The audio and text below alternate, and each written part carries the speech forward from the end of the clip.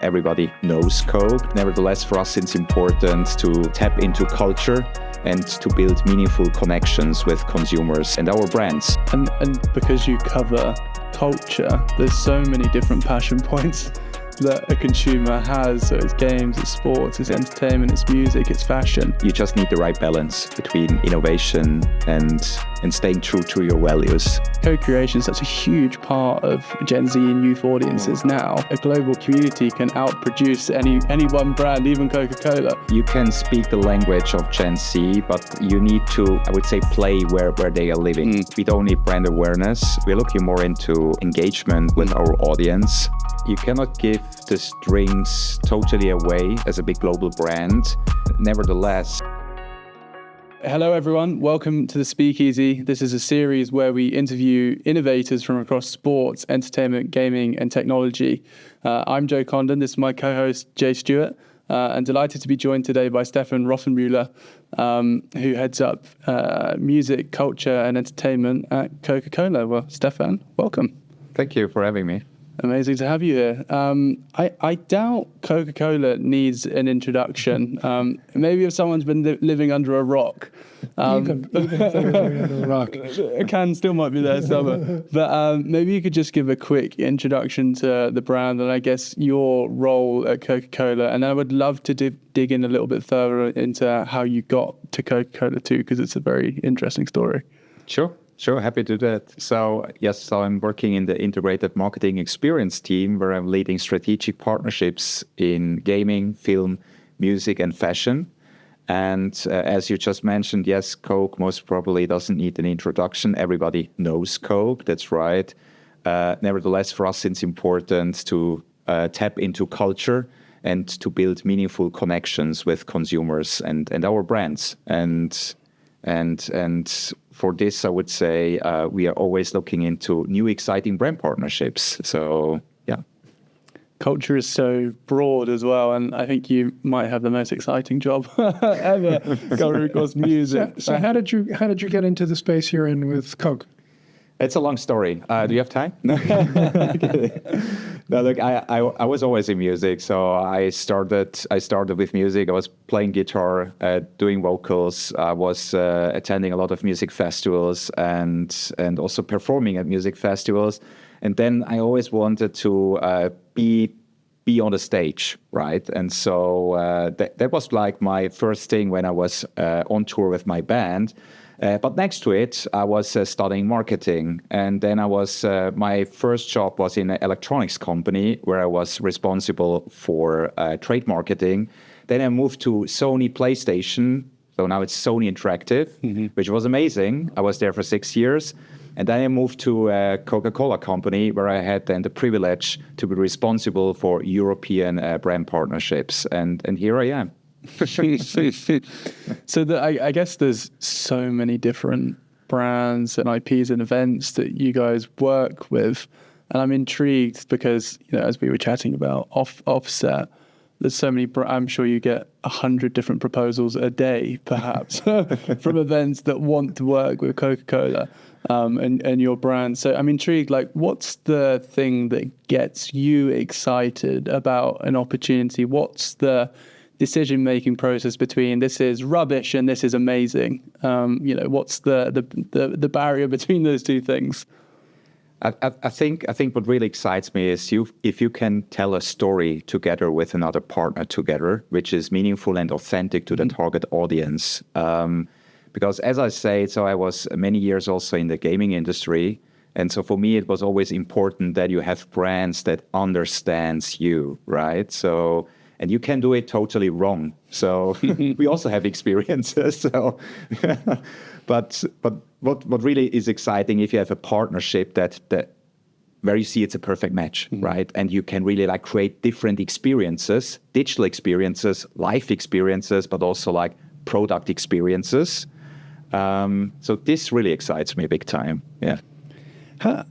You kind of mentioned on digital experiences, physical experience, product experiences.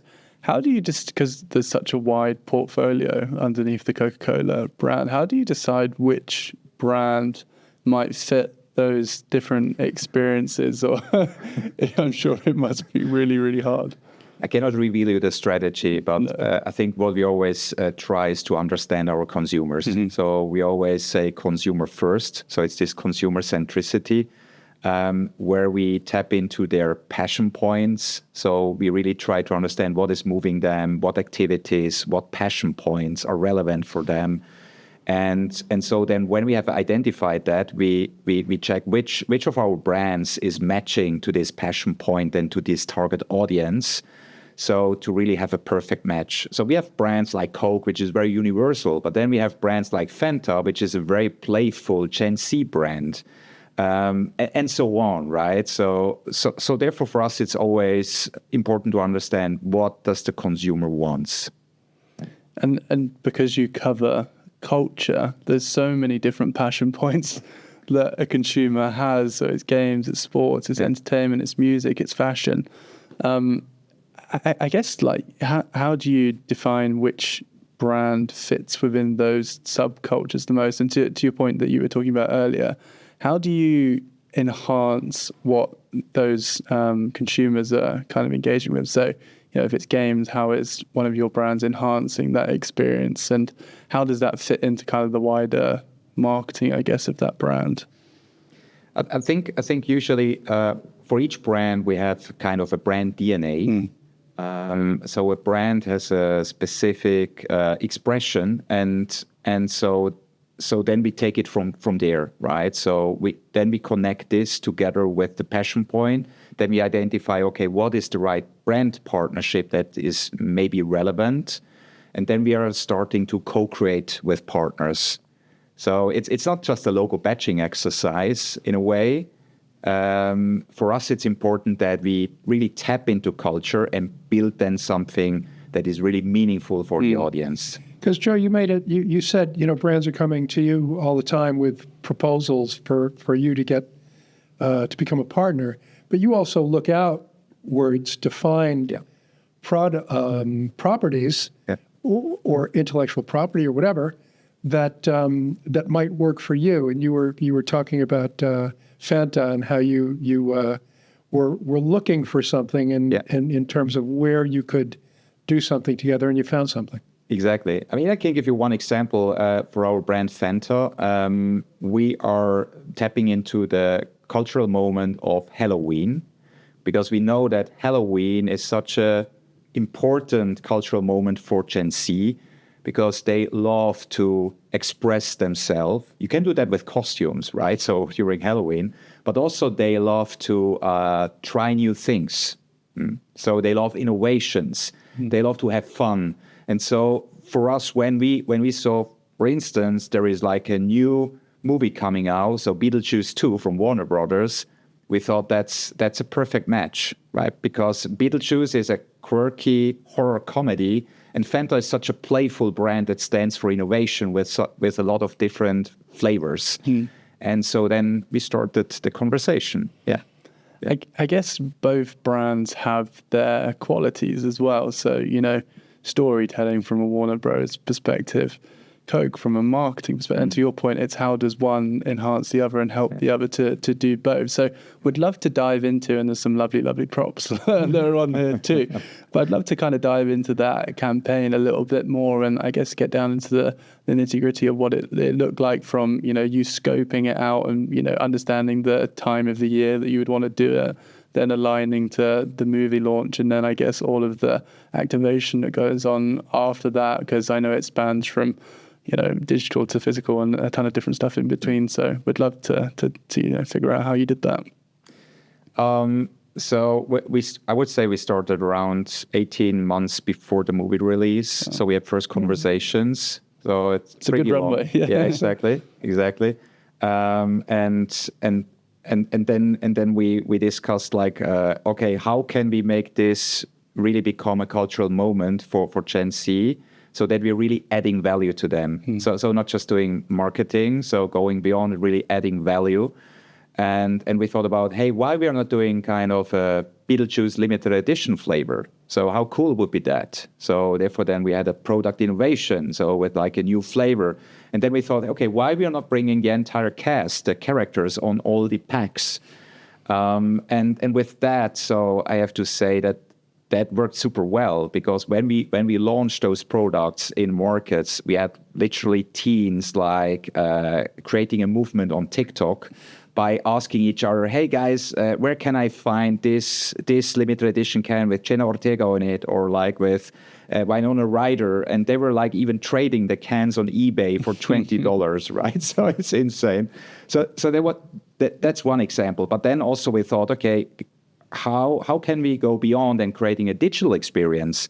So with connected packaging, a gamified experience.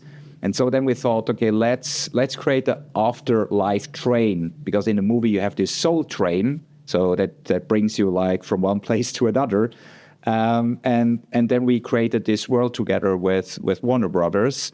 And for Gen Z, it's pretty interesting, because when they are like engaging with the content, they have a chance to win tickets for watching the movie or going to the premiere, or then going to this live experience, to this event. And so this was then kind of the extension. So going beyond the product, tapping into digital and live experiences. You clearly managed to kind of integrate into a cultural moment, but it's impossible to manufacture culture as well. So I'm intrigued, like, how do you get, tread the line between trying to, push a narrative to some degree versus, making sure that you're in the right places so that the right audience can see you and they can interact with you in the right way, so that you are part of that moment. And I guess it comes back to, you want to enhance what they're doing and support their passions again. But I guess it's a fine line between the two, right? Oh yeah, 100%. So I would say you can speak the language of Gen Z, but you need to I would say play where they are living, right? So you need to go into TikTok, you need to go to live experiences, because Gen Z is very, very hard to impress, let's call it like this. So not sure if you have Gen Zers at home. I have 2 Gen Zers at home, and they always look for individuality and authenticity. So so I think that when we decide, okay, let's go really on into digital channels and also work together with creators, but authentic creators that were really like building great stories, that was well perceived by the audience. Yeah. What does authenticity mean? I mean, you hear this word bandied about all the time in this sort of space. Yeah. What does that mean to you? I think you cannot do it alone as a brand. Gen Zers want to have a voice. They want to participate. They want to create. So we invited them to co-create with our brands. And then it's also perceived as authentic. If you just do it from a brand side, if a marketeer like me is sitting in an office and creating a strategy, that's maybe not perceived as authentic. But if I integrate the audience into the co-creation, into the process, I would say then it's perceived more authentic. That's a scary thought for a lot of brands or a lot of IPs that, protective around their brand. How do you find that balance between wanting to give your audience the opportunity to co-create versus obviously wanting to protect, the brand values and the messaging of the brand too? Because like you say, co-creation is such a huge part of Gen Z and youth audiences now. Yeah. And, a global community can outproduce any one brand, even Coca-Cola. So how do you get, them excited but also kind of treading that line between the two? It's a good question. I think you need to keep a bit the balance. Yeah. Because you cannot give the strings totally away as a big global brand. Nevertheless, so we always invite our audience to co-create with us. But it's a bit of balance. So therefore, I think we have great partners who we are working with, right, and helping us here, to find the right story that we can create in the end. But yeah, it's a thin red line. You're right, absolutely. How much does research play in something like this? I mean, you said Beetlejuice, you said 18 months in advance before the movie came out. So you say, well, this is a really good idea. Beetlejuice is a good idea. I think it's a good idea. Do you What do you do before you actually say, let's do this, to get a better feeling as to whether it's a good idea or not? What are some of the methods that you use? Look, it's a bit my job because obviously I'm responsible for the partnership. So I have a good network, I have good relationships to our studio partners in film, in gaming, in music, in fashion. And so what we're usually doing is like we're reaching out to our partners and asking them, hey guys, what are you cooking, right? So for next year or in the next 2 years, sometimes it's a crystal ball. You don't know, right, what is happening in 2 years. But yeah, so we were pretty lucky because we saw, oh, wow, there is a sequel coming out from the first Beetlejuice movie, which was a phenomenal success, right, back in the days. And Warner Brothers really managed to kind of rejuvenate the whole IP, so to make it accessible for Gen Z. And I think together with our brand, we really like tapped into culture. So yeah, we are. To your question, I would say it's about relationship, but also it's about double clicking on data, insights, doing research. So this we're doing absolutely. But largely it's about having confidence in your partner. They're going to make a movie. They know what they're doing. It's going to be a good movie. 100%. There's going to be an audience. 100%. Right? 100%. Absolutely. It's absolutely. I mean, we worked very close. I mean, we're our best friends. So it was an intense time. And so also it's hard because you need to respect like the brand DNA of Fanta, but also like you need to respect obviously the idea from the filmmakers. And here it was Tim Burton. He's a genius. so yeah, it was literally a co-creation that went over several months. Yeah. So was he involved? You got him on board to work on this project? Or? Yes, Yeah? Okay. yes, exactly. Yes. Tim Burton was part of that. Yeah. Good. He approved every single creative, everything. It's so cool. How about fashion? Because fashion, I would imagine, fashion might be more about dipping in and out of fashion. I'm just guessing, rather than having an 18-month runway before something comes out. How does the fashion side of things work? Yeah, fashion is a bit different, and also I have to say, so like in all the passion points, I mean, if it's music, if it's film, gaming, you can bring in fashion into it, right? So it's kind of an extension. So you can do an amazing music partnership, and fashion is part of that. You can do a film partnership, and then fashion is also part of that.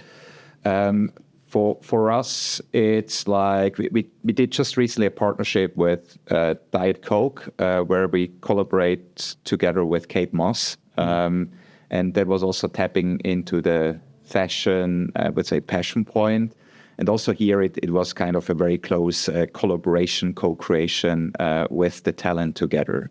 Yeah. Obviously, you had a good runway at the movie market. How can you, or how do you kind of capture those short-term moments, I guess, where, if something pops up and it feels like the right fit for your brands, how do you integrate? And like, I guess that's a mad rush to try and, capture it or bottle it, excuse the pun, but like bottle that moment and then integrate the brand into it. How is that possible? Is that, how do you keep yourself flexible enough to be able to do that? That's a good question. I mean, as you know, we're a big company, but we have a real-time marketing division, I would say. So specifically on social digital channels, you can do that. So you can react in very short time. Yeah.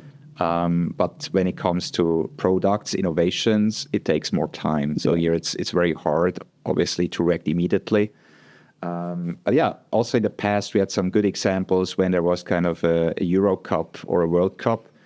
And if you wanted to support the national team, so then we did some real-time marketing over the next day and produced cans with the score on the can. Yeah. So this also is an example what we did, yeah. So there are sometimes ways where it can be a bit more flexible. But yeah, it's not that easy. Yeah, that's aligning so many internal stakeholders. So with something like this, or with producing a score on the actual product, the actual line of responsibility is quite long because you've got to get down to the people that are actually physically producing these Yes. products. Yes. Right? Yes. So Yes. For you, what does that look like in terms of how many people you have to be involved with? Did you just call someone and say, we want to have the cans with the score on it? You don't want to know. It sounds easy, but it's not. Yeah. So it's absolutely. Sometimes there are some agile ways, let's call it like this, where you get fast track. But yeah. Another question. For something like this project, the Beetlejuice project, how far up in Coca-Cola land does there have to be buy-in for something that's involving a big movie and producing cans and all this sort of stuff? I mean, how far up in terms of the decision making? Mm-hmm. I'm not talking about approvals, but just interest. Yeah, In Coca-Cola. in Coca-Cola. Yeah, Absolutely. Coca-Cola. I mean, Fanta Beetlejuice was kind of a best practice, so it really went through the roof. It was amazing. But because it's a global brand partnership, so it went up like to the highest level. So absolutely, it requires strong stakeholder alignment. But everybody was so excited because it's a perfect match. It's really a perfect match between the two IPs. And yeah. That's maybe a good point to talk around like global versus local kind of activations too, and how you localize, because there's obviously like an overarching kind of feeling or kind of story that you want to tell with each brand, but that will change market to market, I guess. And that, I guess, there's different, activations or events or that you want to involve with each market. So I wonder how much that kind of, how you authentically, and sorry to keep using that word, kind of bring those brands into those experiences for each market. We always have a lot of flexibility in the markets, so because we believe that local relevance is very, very important. So you have global brand partnerships, but as well you have a lot of local partnerships. Because we believe this is what our audience wants to have, right? So therefore there's a lot of flexibility here. Absolutely. And it makes it quicker to react, like we were just talking around, right? Yes. So yes. I guess the point we haven't talked around is everyone knows Coca-Cola. Everyone knows Coca-Cola, and a lot of the brands underneath the umbrella. So how does that shift how Coca-Cola and your brands wants to show up in these moments? It's no longer around kind of awareness, because you're probably across the world most people know who Coca-Cola is. So how does that change kind of how you want the brand to show up, and kind of what's the end objective, I guess, if Coca-Cola or any of your brands are going to get involved? What do you want to come out of that? Yeah. You're totally right. So we don't need brand awareness. We're looking more into engagement with our audience, and for us it's very important because Coca-Cola is a very inclusive, optimistic brand. So we love to uplift our audience physically with the product, but also emotionally with the stories. And so it's important for us to really tell stories that are meaningful, that are adding value to the audience, but also to our partners. So I would say it's really all about engagement and brand love in a way. Yeah. Is there any because everything's moving more digital day by day. Yeah. Is there any preference for you in terms of, would you prefer that you have a kind of physical experience? Would it be a digital experience? Is the sweet spot the mixture of the two? Like what are you finding the most success with at the moment? It's a combination of both. I would say digital experience has the higher reach, and most probably you can do deeper connections because you can doing a gamified digital experience. But nevertheless, we know that live experience is very important. I mean, I'm sure you have attended like a sports match or like a music festival, and these are the best memories. You never forget about this life experience with your friends or your loved ones. So So therefore for us, it's like live and digital experience goes hand in hand. And what we always try is like, if we do a live experience, we also bring on top digital experience. So to make it even more, I would say exciting for our audience. Yeah. Because there's so many different touch points now, I guess, and even just your job role, there's music, games, sports, etc. What's, I guess, are there any kind of emerging platforms or kind of technologies, I guess, that you're utilizing or kind of leveraging that you're excited about, or that you think would be super interesting for you to kind of explore further, or for other brands to explore further in the future, kind of as part of their wider marketing kind of strategy? I think you talk about AI. Yeah, it only took us how long? Exactly. No, absolutely. I mean, AI is a big field where we also tapping into. We also integrate AI into our experiences, but you need to be very cautious, I have to say. So you can do it right, but you can also do it on the wrong way. But I think when we look at technologies, 100%, I would say AI, machine learning, that's huge. And this is for sure a trend, what we're also going with, 100%. Yeah. But also augmented reality. Yeah. So when you scan our products, so you have augmented reality experience, or we're even going into metaverse, so building kind of a special world together with partners. Absolutely. So as I said, you just need the right balance between innovation and staying true to your values. Because you mentioned that you used AR as part of this campaign as well. Right. How was that from kind of a user experience? Or did you get much feedback from kind of the audience in terms of how they found it and whether they enjoyed it? And then has that advised how you're planning to do stuff in the future too? Yeah, totally. I have to say that the gamified experience for Beetlejuice was pretty straightforward. It was a pretty simple one, so not to overcomplicate. And the objective was absolutely to provide exclusive content to our audience, but also to provide them access then to life experiences. And augmented reality played a role, but it was not the only one. So yeah, sometimes you can also do it, or how should I say, you can overdo it, and it's too complicated, and users don't like it, right? So, and here we kept it very simple. Yeah. So, yeah, I think it's putting the focus on actually what you want people to be seeing. Yeah. So whether it is the event, whether it is the movie, whatever, 100%. You're just there as a supporting act, and that's a horrible pun again. But a partner to be able to enhance what they're doing. So it's super interesting. Now, what about in gaming, where gaming has got such a wide universe? You could be anywhere in gaming. Could be. But young people and the audiences and the numbers of players is just astronomical. So in a way, you can't avoid being involved with gaming. So what would your thinking be as to how you want to appear in games, and how does that change from game to game? I mean, do you have different ways to be involved, or are you happy to just kind of be in the background?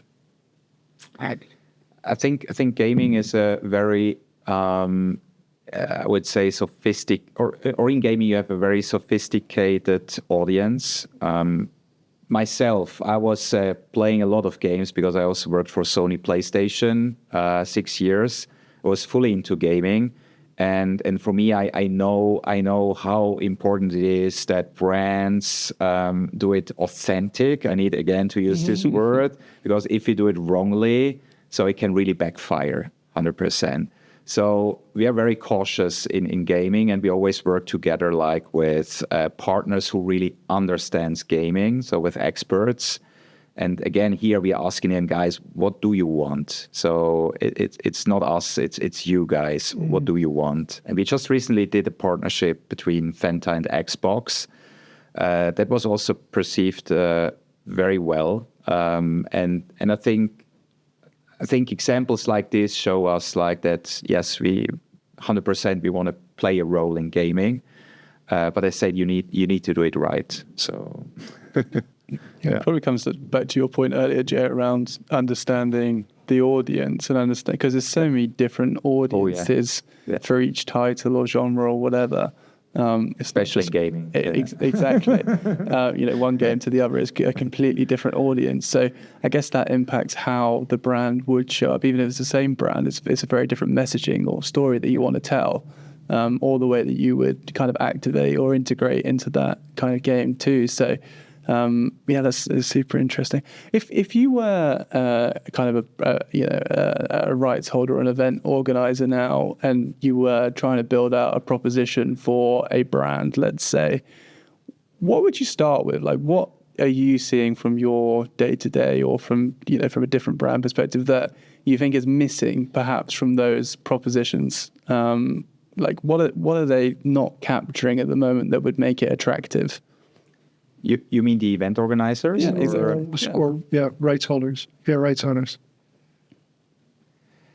I think that's a difficult question. I mean, we had during COVID, we have seen how those event organizers became very creative. Mm-hmm. So live stream is for sure one example, but live stream is not live stream. You can do an interactive live stream. You can do a gamified live stream. So I think here we have seen a tremendous evolvement in that area. So today, live stream is totally different versus what it was before COVID. Yeah, I think that's a great example how we evolved. It's a very difficult question, I have to say. So I'm sure you can kind of like smell a mile off when someone sends a proposal that is just kind of like plug and play, like same one sent to everyone. And to your point, not creative or not kind of focused to what the brand DNA is, let's say, or not very creative in how it could be kind of activated. And I'm just, absolutely. I think what I don't like is this logo badging exercise where it's just like being a sponsor of something, but you're not really like adding to the culture or to the audience in a way. So therefore, for me, it's very important that we can really like co-create again with the organizers together and build an experience that is totally adding value to the audience. So you have to be quite careful, because everyone that comes to you potentially increases your reach. Every particular guy, we've got this many fans, we've got that many fans, and we've got that. You could just do an addition, saying, well, this adds up to that, right? So in choosing where to be, you've always got to come back to this, as you were saying, quite a careful analysis of why it adds value for you. And you said that is about adding value for the consumer. Mm-hmm. So this becomes quite a subtle, a careful exercise. It's not just a back of the envelope adding the numbers up. No, it's not. Yeah, 100%. Stefan, you talked earlier around the crossover between fashion and music, but all the different parts that make up someone's identity, whether it's sports, entertainment, games, etc. There's so many different touch points, and probably Coke and their brands are dotted across that too. How are you kind of showing up across the broad spectrum of culture? And I guess, how are you kind of blending all of those different experiences together too? I think for Gen Z, I mean, they are not just looking into one passion point, they're looking into multiple passion points. So I think what we always try to is like, when we have a movie partnership, like with Beetlejuice, we're also looking into, can we do maybe a fashion drop together, like a Halloween costume, right, in a Beetlejuice style? Or is there maybe a music which we could like work together on? So I think this makes it even more, I would say, attractive for the audience if you tap into multiple passion points, not just one, right? And I think there are a lot of great examples out there where you can see also like big gaming IPs suddenly appearing on the screen, right, in theaters. So, I mean, we are not working with them together, but for sure a great example is The Last of Us. because when I was working at Sony, this was one title which I was totally into. So, and then suddenly now we have this HBO Max release of The Last of Us, which is also Warner Brothers, so partner of us. So 100%. I mean, this is beautiful how you make it accessible for an even broader audience. Because first the title was more for gamers, but afterwards it became even bigger on the screen. So this is just one example, right? So I think the nice thing around a lot of gaming IP is there's such history to it, but there's also such depth to the story. So it lends itself really nicely to those kind of adaptations in film and TV as well. Yeah. But it also, opens the doors for brands to be in. There's so many different entry points, I guess, whether it's the characters or the story or whatever, for you to show up in the right kind of way. I guess from a gaming perspective, there's got to be something that you guys are focusing on too. Yeah. I guess for you, and maybe just to kind of round things out, if you were a brand that, you're trying to put yourself in the conversation or to be part of culture, how would you go about that if you were setting up and kind of saying, I want to be across music, games, etc.? What would you do to kind of make that first step? For a young brand. Yeah, for someone just getting started, perhaps. I think what I would do is really like going out into this culture. So you visit those places where the audience is, and you see what is working and what is not working. Because if you're just sitting behind your desk and you create a concept, I'm 100% sure this will not be successful, right? So again, here I think it's so important that you understand the audience. How you do this is like by seeing is believing, right? So when you're visiting an event and then suddenly you see like what is happening there, this triggers ideas what you could maybe do as a brand and how you could add even more value to this culture. So. Is that a plug for you to have to go to more music festivals? Exactly. That's a good excuse. Exactly. Stefan, thank you so much. This has been amazing. It's been so good to dive into it. Jay, thanks for being alongside me. Thank you everyone for listening, and we'll be back again soon.